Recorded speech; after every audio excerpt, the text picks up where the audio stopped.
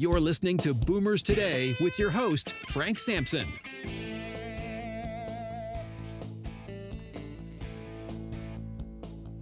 Well, welcome to Boomers Today. I'm your host, Frank Sampson. Of course, each week we bring you important and very useful information on issues facing baby boomers, their parents, and other loved ones.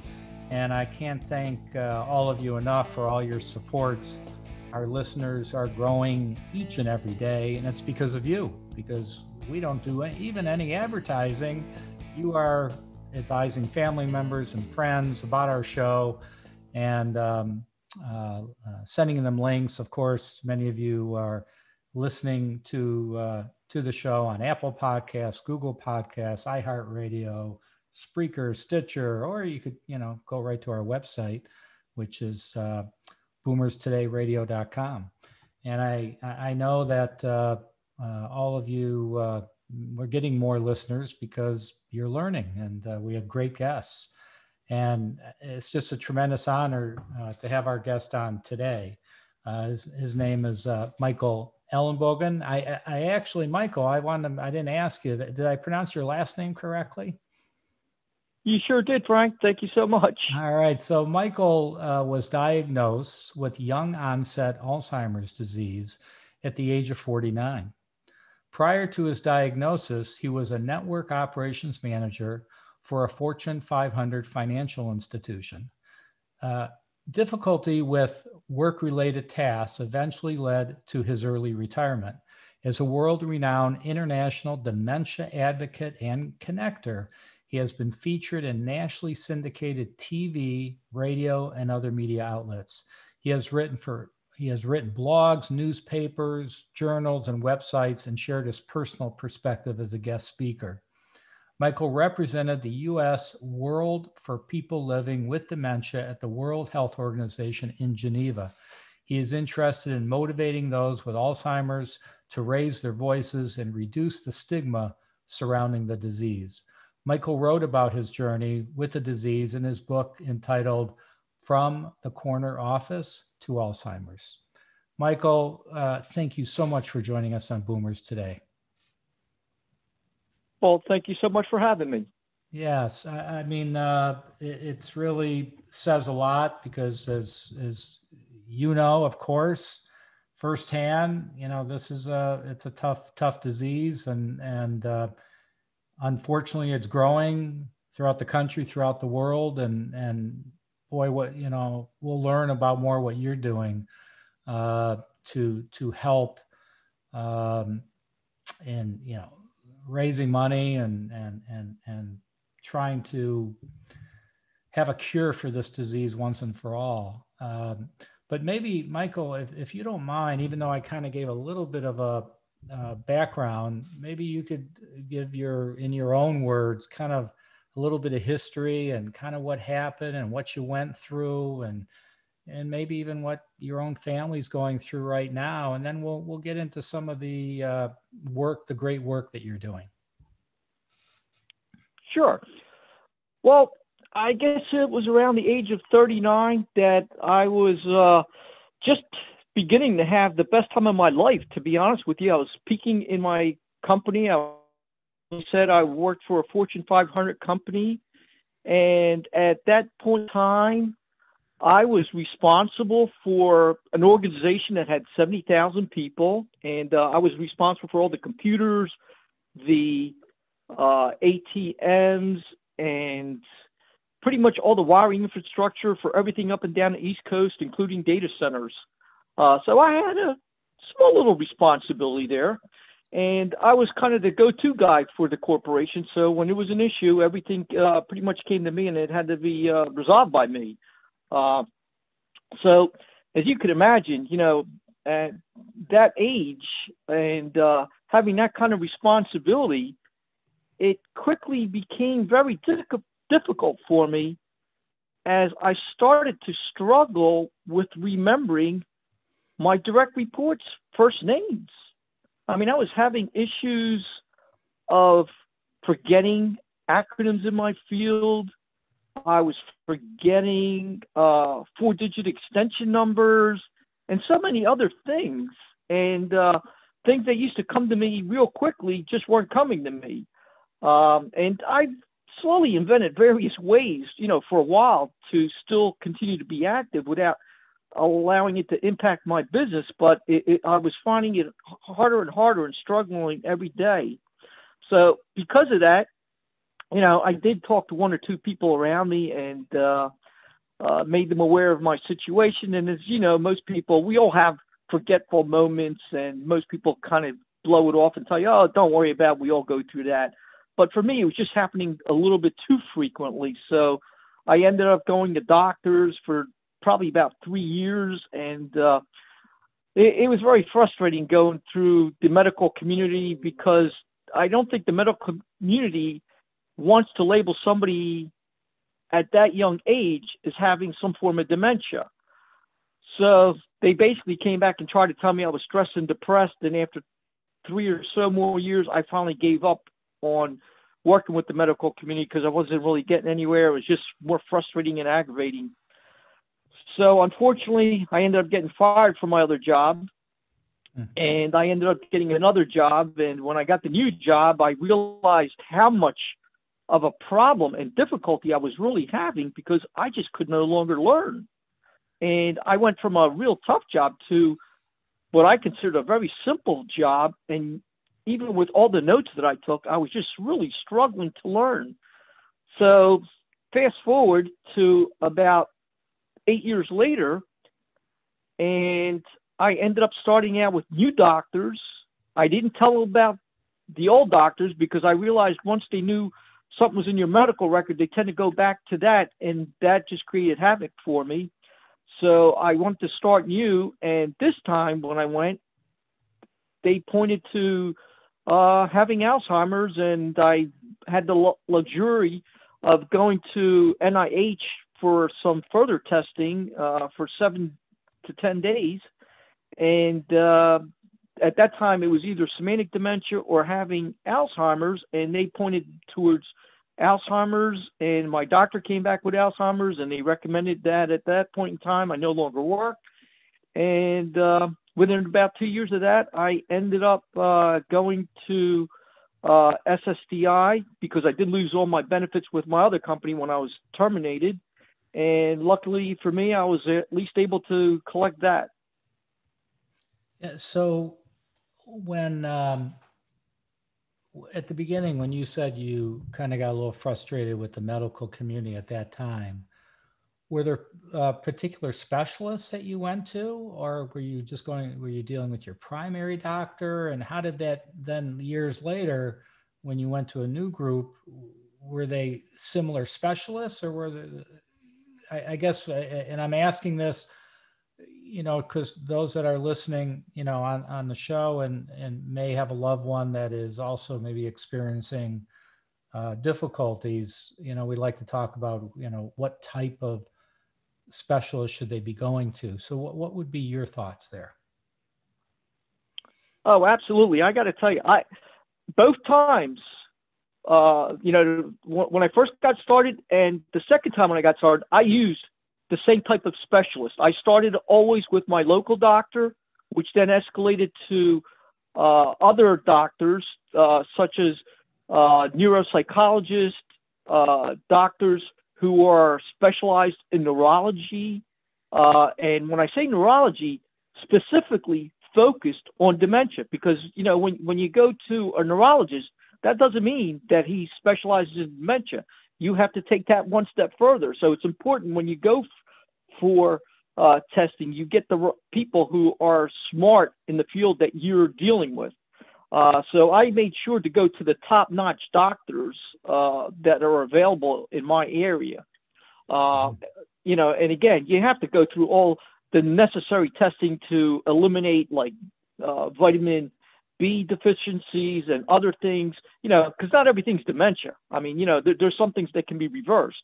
So it's important to go through all the other tests, and that's part of the process that one goes through when they try to figure out what is wrong with you. They want to ensure that there's nothing else causing the problem, and it really is some kind of form of dementia. And that's why they take MRIs and things like that. It's not to see if you have dementia, but to eliminate the possibility of you having some kind of tumor or something in your brain. Right. So, it's a very lengthy process one needs to go through when they're dealing with issues like this. And it's important to go through all the different steps, because there's not one single step that identifies you as having dementia. It's really a combination of issues that point you down that road. So what would you say when you found all this out? All right.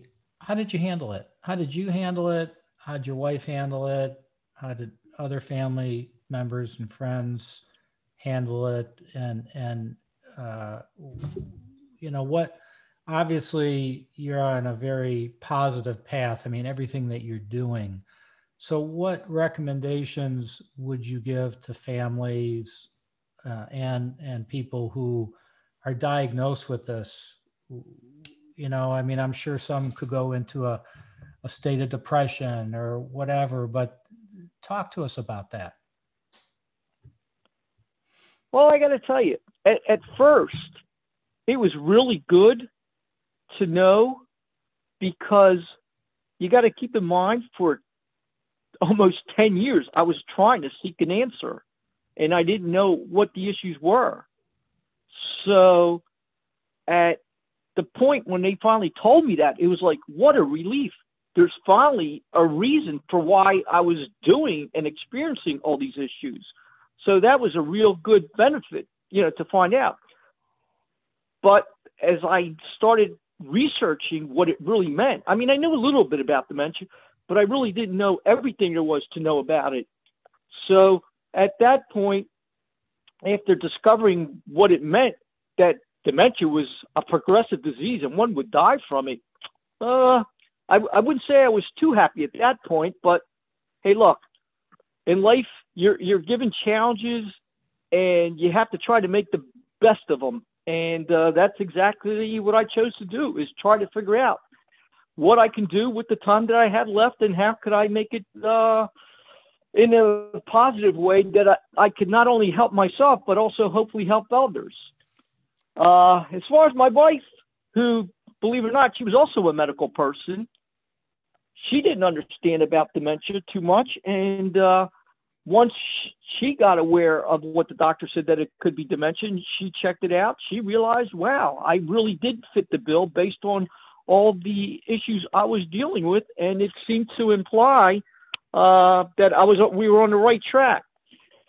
So, that was pretty much it. I didn't tell my daughter for a very long time, but we finally told her, and it is what it is. You can't change life. You just have to figure out how to learn and deal with it. And I would think you have a pretty good support system. As people stuck with you during this time, or can that be challenging? I would say that's challenging, and it's probably challenging for most people who live with dementia. Lost a lot of friends, and I knew that was going to happen, because I even tried to point out to them that I needed them to stick around, if not for me, but at least for my wife, who was going to need the support. But that's really not what happened. People just, for one reason or another, I guess they break away, and I'm not sure what the reasonings behind that is.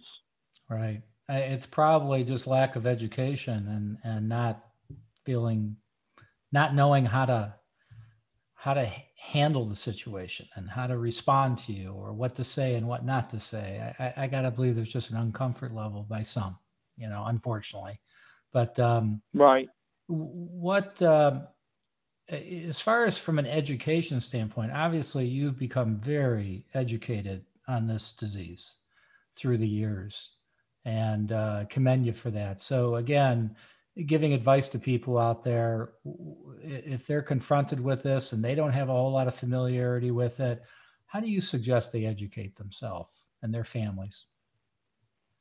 Well, I think what's most important is, I can't begin to tell you how many people I hear that they tell you that they think their loved one has dementia, and they just go by what they think, and they're not medical doctors, but they make these ideas, and they don't really push the issue to try to figure out what's going on. And my God, that's terrible. I mean, you know, I heard of one person who it was too late by the time they figured it out, and he had stage 4 tumor in his head. Oh, wow. That if they would have addressed the situation when they first knew about it, the person could have been saved. But they did not do it. And that's the one thing I encourage everybody is to figure out what the person is going through. You need to address it immediately, because if you don't address it immediately, there's just no way that you can help the person. And while with dementia, there may not be a cure out there, but there are things one can do.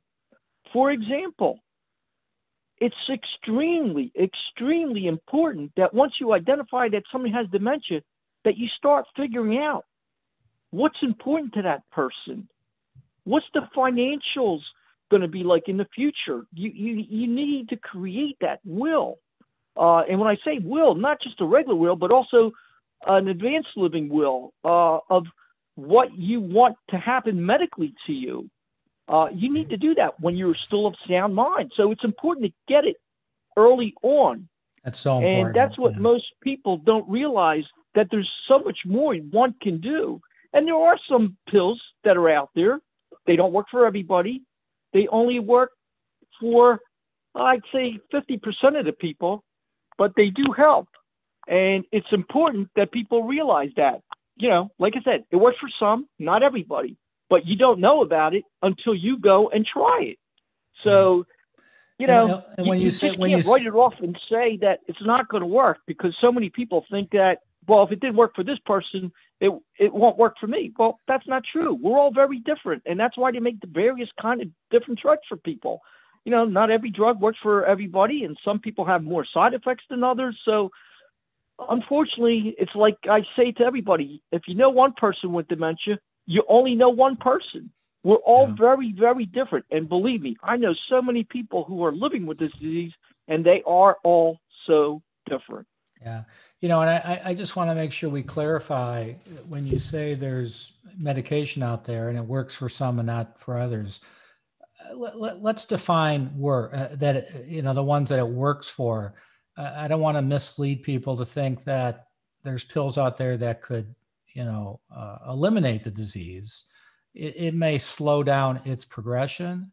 It may help in your day-to-day activities, but it's not curing the disease. So I just want to make that clear. And I think you would agree with me, correct? Absolutely. And I'm glad you're clarifying that. Let me give you an example. It doesn't slow down the disease. It just makes the disease a little bit more tolerable to live with, in the sense that, and let me give you an example. If a person might score, let's say 33% at some task, well, taking these drugs help you maybe at 37%. So it just a little boost. It helps you to focus better. It might help you to understand what's going around a little bit better. It doesn't do a hell of a lot for you, but when you're already running on empty, every little bit helps. Exactly. So it is important to take these drugs. They don't work miracles, believe me. They definitely don't work miracles, but they do help when you need it. You know, like for me, I used to be dazed when my wife would talk to me, and she could tell that when she was looking at me, that even though I was looking at her, I was like kind of tuning her out. When I was looking at her, I was like really like looking way past her. Mm-hmm. Well, these drugs allowed me to focus in on what she was saying and to process the information. Yeah. So that's how these drugs help you. Do they delay how long it's going to be till you pass? Absolutely not. Right. No, I'm glad you clarified that. Thank you for doing that. Yes. Great. So, Michael, we're going to take a real quick break, I promise, just to recognize our sponsor. And we come back, then I like to finish up and get into some discussion of all the wonderful things you're doing and how you're helping and making awareness out there and how others could help as well. So we're just going to take a real quick break right now. So I guess I ask all of you, do you know anybody who may be concerned about an older driver? Well, Senior Care Authority's Beyond Driving with Dignity program is a facilitated self-assessment program for older drivers. This program has been designed to serve as a vital tool to facilitate older drivers and their families as they make appropriate decisions regarding the future of one's safe driving career. If the individual is a safe driver, an advisor will provide him or her with strategies on how to remain a safe driver as they progress through the aging process.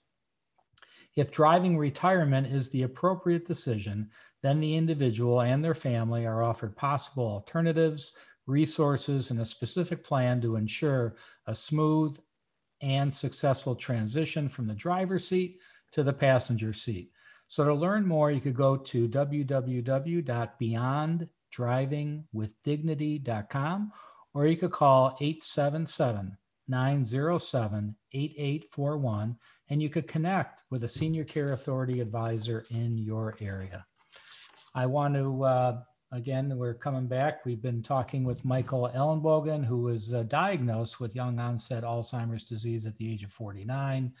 And he has just done remarkable things since that time. And we want to talk a little bit about that. So I also want to let everybody know that Michael wrote a book. It's called From the Corner Office to Alzheimer's. You could just go on Google or it's another search engine, do a search, and you'll find it. It is on Amazon as well.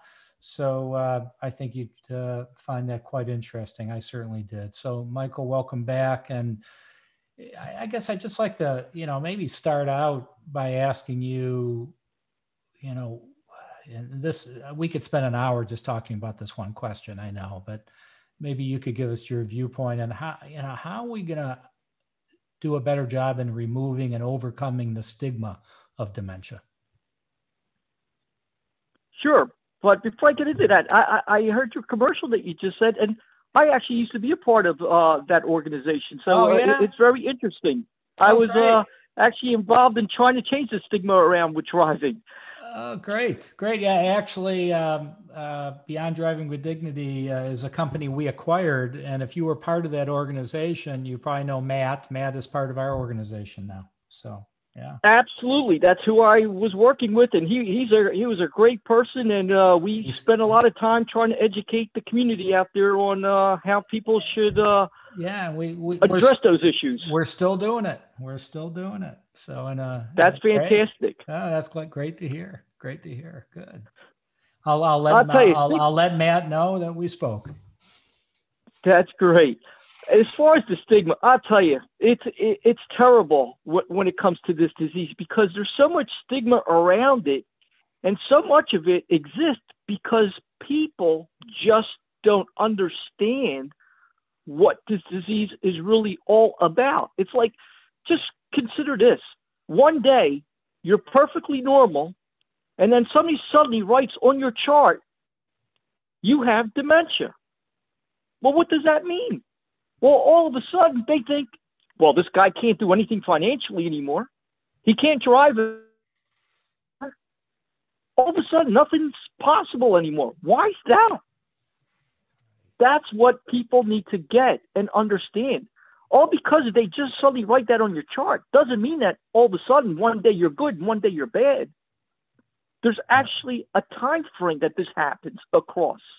And that's what people need to figure out. How do we still allow these people to live in society and still be engaged and do the things they're still capable of doing and do it safely?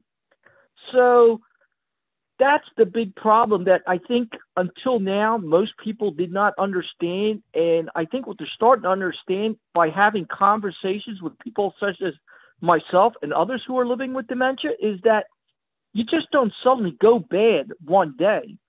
It's a slow process. For some people, it's a faster process. You know, I mean, I've known people who are over 20 years with this disease. I mean, for example, they told me to stop driving over 10, 12 years ago. 12 years ago. And they did this by doing a test at NIH. And they said, well, you could still drive okay, but we're just afraid one day you're not going to be able to. So we want you to stop driving. Now, does that really make sense? I'm now 12 years in, and I'm still driving good. I still get tested. I still get looked at, but I'm still doing good. So here they wanted to take off 12 years of my life because of what they thought might happen. Well, what about the person who's behind the wheel who might have a heart attack one day? Why don't we just stop those people from driving because they might have a heart attack one day? Yeah. So I think we have to focus on more on how we allow people to still be able to do their financials. I mean, they took my rights away when I was diagnosed with dementia. A court-appointed judge decided that I should no longer have rights to my financials. Why is that? He didn't even discuss it with me. He just made the decision. So the stigma needs to change. I'm still capable of asking for help if I need help. I don't need somebody to appoint a judge to make my decisions. Right. I mean, it's crazy. We need to start talking about these things and figure out how we change the stigma, because that is why people are not getting diagnosed. That is why doctors are refusing to put that on a medical chart that a person has dementia. There's no benefits. It's all a downhill for a person once they're labeled that way. Yeah, it's as you said at the very beginning, everybody's different. You know, one person with dementia, you know, is how they handle themselves. And I mean, look, you were diagnosed years ago. I don't have to tell you, many people that have been diagnosed at the time you were, I mean, the number of years you apparently have had the disease, many people have passed in that time frame. Okay. You have blown past those averages, and we're having this wonderful conversation right now. So everybody's different. You know, I'm glad you brought that up, because it's case by case. So what are the types of things that you have been doing? I mean, obviously you've been on, national radio, TV, you're involved, you're on this show. So are those the types of things that you are doing to help educate people? Anything else that you could share that would be helpful to our listeners? Absolutely. And for me, I can't say the drugs work or not, but I'm actually taking many different drugs that are above and beyond the normal drugs, prescription drugs that are out there. I'm actually taking 2 of the prescription drugs that are for Alzheimer's, and I'm also taking some over-the-counter stuff that I consider it useful that was used in other drug studies. Like I said, I can't say they're working or not, but I'm doing something right. In fact, now I'm getting ready to do something else to try to extend my time. But because of what I have learned over the years, and, I'm so lucky because I know all the key players out there in the entire world, I've been trying to change and educate people out there to rethink on how we address this disease. I mean, just a little example. In Africa, I've been working on a project there for 10, 12 years now. And with little education from person to person, and that's exactly how I'm getting it done, person to person, not with flyers or anything like that, or through internet, because those people don't even have that access to internet and phones and things like that, believe it or not. But I've been saving lives over there, because over there, just a little education, because they don't even know what the word dementia means over there. Right. If you find a woman over there who is living with dementia, you'll probably find her locked up in chains, and she'll be locked up all day long out in the heat, and she's probably the last person to get food if they have any food left, because they don't consider the person worthy of giving food. Little education that has taught their communities about what it means to have dementia and how it's a neurodegenerative disease has changed their lives over there, that they now treat those people as equals. So it's like little education like that goes a long way, and it can make a huge impact in the world. Just like me with the driving. We had radio shows about that. You know, I mean, we just need to have dialogues and get the people who are living these neurodegenerative diseases a part of the thinking process and talk to them. As one of my friends says, nothing about us without us. And it's so true, because we are the experts, and there's so much that can be learned by having us at the table of discussions. So I know that there's people listening to this right now, hearing you and really feeling it and going, how can I help? How can I help? So what advice would you give to people on how they could help financially, time-wise? Where should they go? How would they learn how they can do their part to help? Well, there are many dementia organizations out there. Some do good, some do bad, some better than others. I know them all. I will tell you that.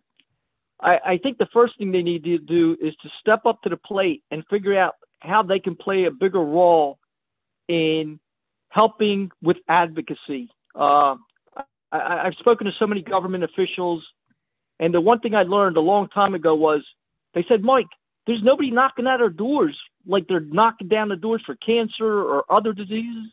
And I said, well, you know what? You got to change your mind, because that will never happen with dementia. The people who have dementia are dying from it. There are no survivors like you have for cancer.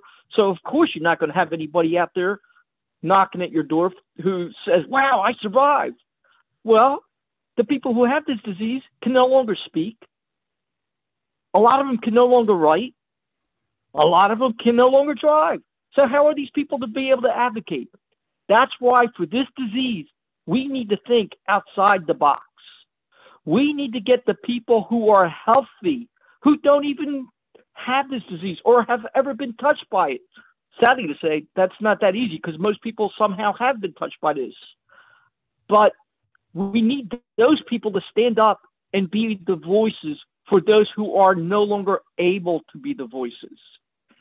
And we need them to get involved, if you can, financially, to help support these organizations, or to at least be advocates out there. I mean, my God, all it takes is writing a letter 3 or 4 times a year to your government officials to say to do something for dementia. I mean, if we could figure out a way to slow down dementia or even cure dementia, we would have so much extra money that's bankrupting, believe it or not, our health system today, right, that could be utilized for other financial things to help educate our kids and other things. But we're being robbed of that today, because so much of that money is being spent to help, well, not even help, to just allow people with dementia to live better lives today. And it's sad, because it's truly bankrupting this country. So I'm going to put you on the spot here. If you don't want to answer this, that's okay. I would totally understand. But you had mentioned that you might have a couple organizations that you feel do a good job with this. Anybody in particular you'd like to mention that people could reach out to? If you don't want to mention them, that's fine. But any thoughts? Absolutely. I have a favorite organization. It's called Us Against Alzheimer's. They are by far the best organization in the world. And I talk to all the CEOs in the dementia arena. And what makes this organization stand out is they don't take a damn penny for what they do. In fact, the guy who's in charge is a philanthropist, and he spends his own money on this. And what gets me is that he doesn't just spend the money. He literally puts in the time of probably 80 or more hours a week to do this for a living, to try to make it better for all those around the world. I mean, it doesn't get better than that. Most of these other CEOs of these organizations, they all take a salary. This person does not. So that's why I believe in this organization, and I've seen what they've done in 10 years.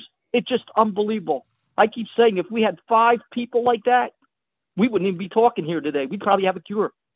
That's wonderful. So that's, again, it's called Us Against Alzheimer's. Is it .org, or do you know? I believe it is. It's run by a gentleman named George Bradenberg. Okay, great. Well, maybe we could get George on a future show and promote that organization. So, Mike, I could talk to you all day. I just commend you for everything you're doing. It's wonderful. I mean, it's, again, horrible that you're having to go through this, but you're doing such good for so many people, and it's an honor to have you on the show today. Thank you so much, and we need to do it again. Yeah, we'll have you back. So thank you again so much for joining us. I want to thank everybody out there for joining us as well. We'll talk to you all soon, and please be safe. And you've been listening to Boomers Today with Frank Sampson. To learn more about today's show, visit boomerstodayradio.com and join us next time for another edition of Boomers Today.